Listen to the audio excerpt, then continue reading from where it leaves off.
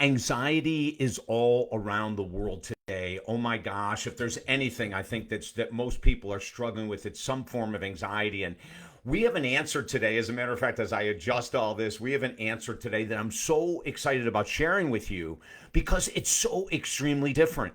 According to different scientific polls, anywhere from 40 to 60% of Americans are struggling with anxiety right now.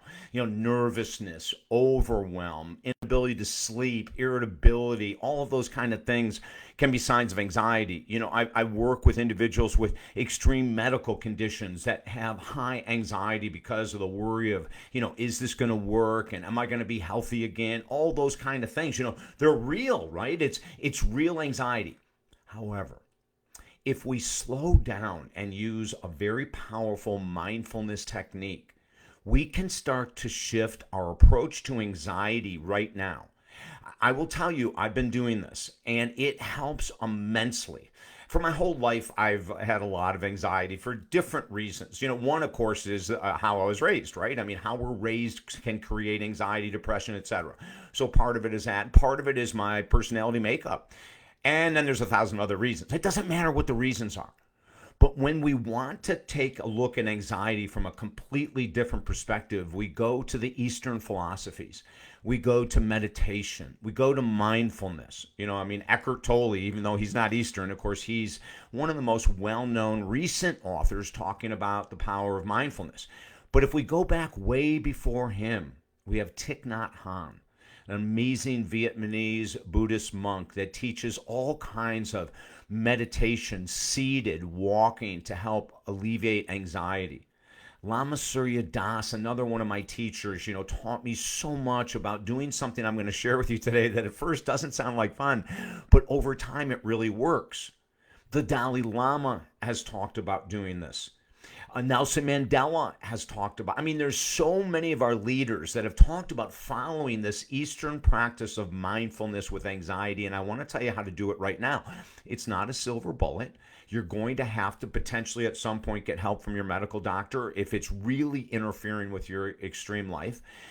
You may have to do other things that I would recommend, like exercise, eating every 3 to 4 hours to make sure your blood levels are staying, sugar levels are staying normalized, because that can help create anxiety. Decreasing caffeine, because that can create anxiety. Decreasing alcohol, because the next day that can create more anxiety, right? So what do? We're sitting and we're feeling anxious. Have your pen and paper with you always, unless you're driving in the car and you can pull over, which I would recommend if you're feeling high anxiety. I'd recommend in your car to pull over, or if you're at your desk or you're sitting in bed or you're sitting at home.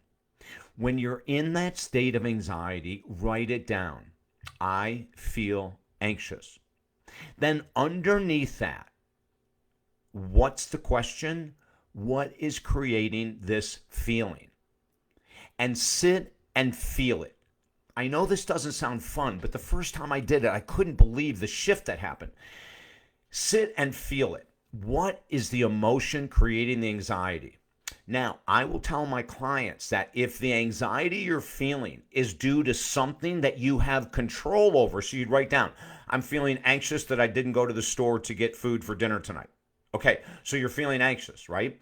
Now, if that's an anxiety that you can control, well, the answer is let's get up and go shopping, or let's write down a time that we're going to go shopping later on. There's no need to have anxiety about something like that in the future, right? And it's not a big deal.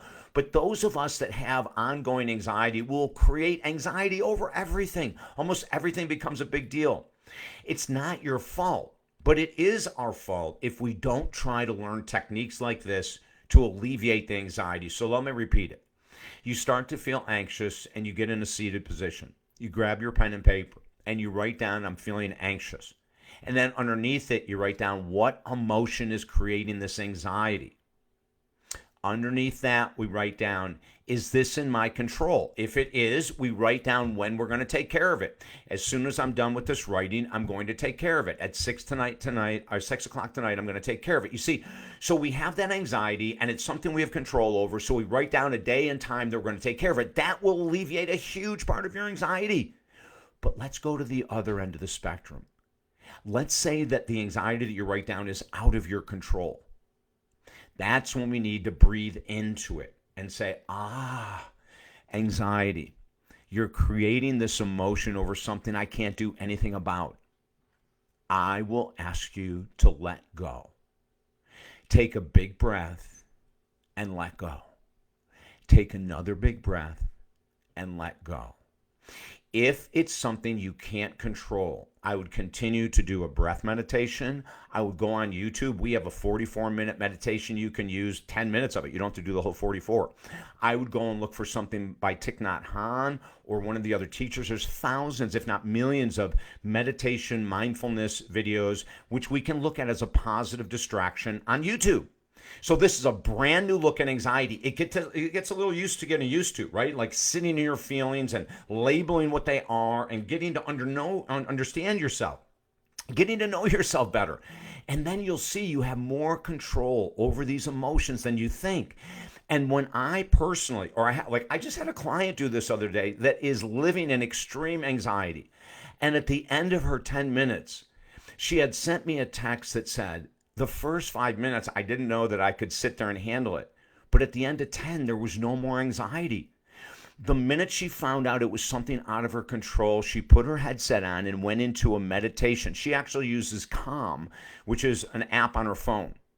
So there you have it. I hope you can write it down, share these videos, let people know that we're here for you. And you can go to our website, talkdavid.com, and get 4 free books for free. Oh my gosh, go there now, have a blast. And if you need other help, just email me through the website, talkdavid.com. This is David Essel, buzzsprout.com, where all of our podcasts are held. Feel free to go there, enjoy yourself. There's thousands of hours of interviews. Until we meet again, the website, talkdavid.com. I'm David Essel. Have a beautiful day.